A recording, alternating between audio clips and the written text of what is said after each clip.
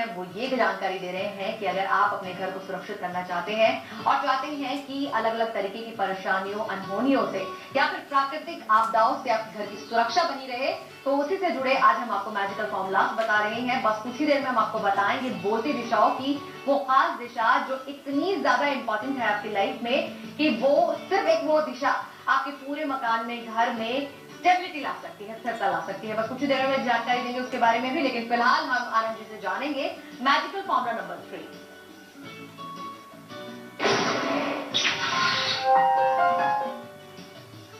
साथियों, यदि आपने कोई पानी का टैंक, अंडरग्राउंड पानी का टैंक या ओवरहेड टैंक अपने साउथ ईस्ट में बना दिया है, जिससे हम कहते हैं आग्नेय कोण, तो ये समझ लेना कि वहां पर यदि होता है तो घर में होता है महायुद्ध, कलह छिड़ जाता है, घर के अंदर बहस होती है, आगजनी हो सकती है और घर में फायर एक्सीडेंट भी इसी कारण होते हैं यदि साउथ ईस्ट में होता है पानी, यानी अग्नि कोण में पानी होता है।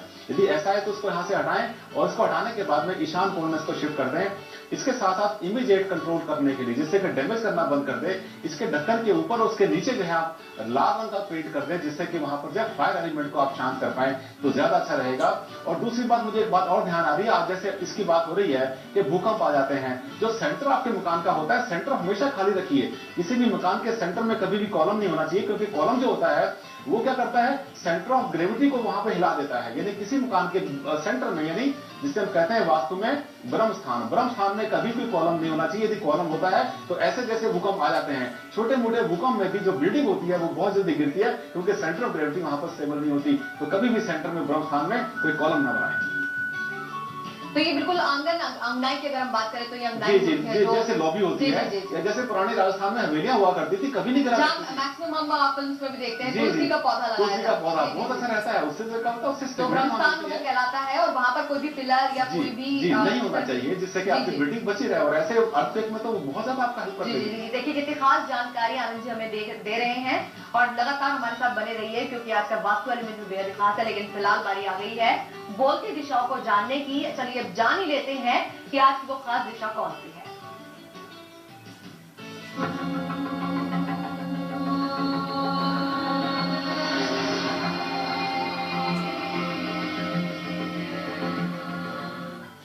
दोस्तों, आज हम बात करेंगे साउथ की। साउथ यानी दक्षिण। ये दिशा वो है जिसको कि मतलब कुछ लोगों ने काफी बदनाम कर दिया है, और बदनाम होने के बाद में दिशा को समझते हैं कि तो बड़ी बेकार दिशा है बहुत, लेकिन इसके बहुत से लाभ हैं। यदि इसको आप प्रॉपर यूज करना शुरू कर दें और उसको सीख जाएं कि आपने कैसे यूज करना है, कॉपी पेन लेकर नोट करिए आप कि यदि साउथ में अगर आपका जो है कोई मकान है या कुछ भी है, तो साउथ की जो दिशा बनती है आपकी, उस दिशा में आपको जो है 4S और 4S के साथ में एक S आपने और यूज करना है। 4S नोट करिए। नंबर 1 वहां पे होना चाहिए आपका सोर्स, जहां पे आपका रहता है धन, नंबर 1। नंबर 2 वहां पर आपका हो सकता है स्टेयरकेस, जिसे कहते हैं हम लोग सीढ़ी बनाइए साउथ में, वहां पे सोर बनाइए। और आपका जो सेफ है, कैश बॉक्स वहां पे रखिए, ये भी ऐसे शुरू होता है। इसके साथ जो आपके बेटे का रूम, सन्स रूम, वो भी ऐसे शुरू होता है, बेटे का रूम बनाइए। और आज के संदर्भ में यदि आप चाहते हैं कि वहां पर एक S आपको और मिल जाए, जिसे कहते हैं हम बिल्डिंग की स्टेबिलिटी, तो स्टेबिलिटी के लिए आप क्या करेंगे, साउथ की दीवार है उसको बनाए भारी और काफी इतना मजबूत बना दें कि वो रिजिड बन जाए, और ऐसे जो भूकंप आते हैं उसमें कम से कम पूरी बिल्डिंग को बचाने के लिए आपकी एक दीवार काफी रहेगी। तो साउथ को करें भारी, ऊंचा, और साथ में करें रिजिड, उससे मिलेगी स्टेबिलिटी आपको भी और साथ में आपके भवन को भी। चलिए दिल्ली से हमारे साथ हर्ष, उनसे हम बात करेंगे। हर्ष जी, स्वागत है आपका।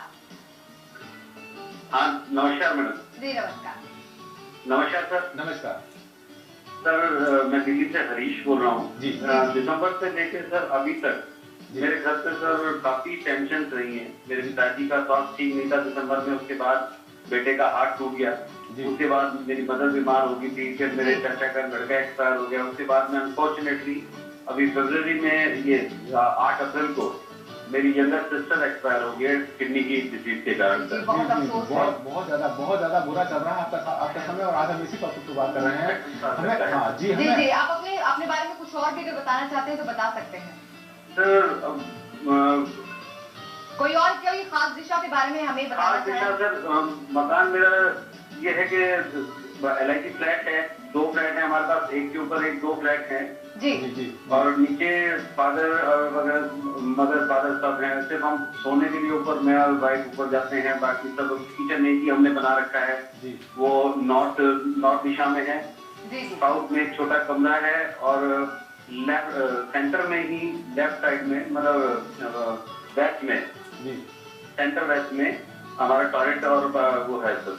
जी जी, क्या बताएंगे? जी, मकान तो इनका लगता है कि बहुत बड़ा इसमें वास्तु दोष नहीं है, अलावा आपके नॉर्थ में एक दोष है किचन का, उसके अलावा तो इतना बड़ा वास्तु दोष नहीं है। फिर वही बात आती है कि क्या होता है कि हमारी भूमि के नीचे बहुत सारे परिवर्तन होते रहते हैं, बहुत सारी वेव चलती रहती हैं, तो कभी कभी जमीन के नीचे जो है वो जियोपैथिक स्ट्रेस पैदा हो जाता है। और जैसे हमने एक पहले हमारे किसी दर्शक ने पूछा था हमसे, तो वो जो स्ट्रेस होता है वो पूरे मकान को हर तरह से स्ट्रेस देता है। एक के बाद एक समस्या वहां पे चलती रहती है। यदि ऐसा चल रहा है तो आप अपने घर में, पूरे घर में नमक का पोछा लगाना शुरू कर दें आज से, और मकान का जो साउथ वेस्ट है वहां पर कोई ऐसा वो रखें जैसे अर्थ की बनी हुई ग्लोब मिलती है, स्टेबिलिटी वाली ग्लोब मिलती है, जो कि बच्चे पढ़ते भी हैं, वो ग्लोब रखिए वहां पर, चाहे वो शीशे की बनी हुई हो और चाहे उसकी बनी हो नॉर्मल बनी हो, वो भी काम करेगी।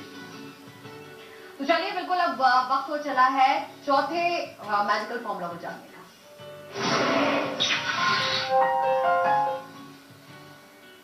जी साथियों, नॉर्थ वेस्ट में अगर आपका पानी का टैंक बना हुआ है अंडरग्राउंड, तो वो लाएगा मुकदमेबाजी कराएगा वो, और साथ साथ जो है सीरियस इंटरपर्सनल प्रॉब्लम पैदा कर देगा, सगे संबंधियों से आपके जो है डिफेंसेस पैदा करवा देगा वो।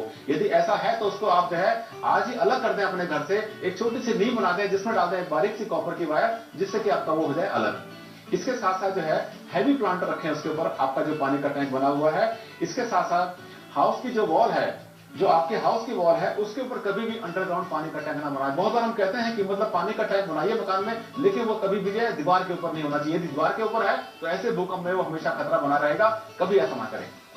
और चलिए यहाँ पर रुक रहे हैं एक और छोटे से ब्रेक के लिए। ब्रेक के बाद होगा वास्तु एलिमेंट भी, साथ ही साथ मैजिकल फॉर्मूला नंबर 5 भी। बने रहिए हमारे साथ, देखते रहिए मेरा वास्तु मेरा भाग्य।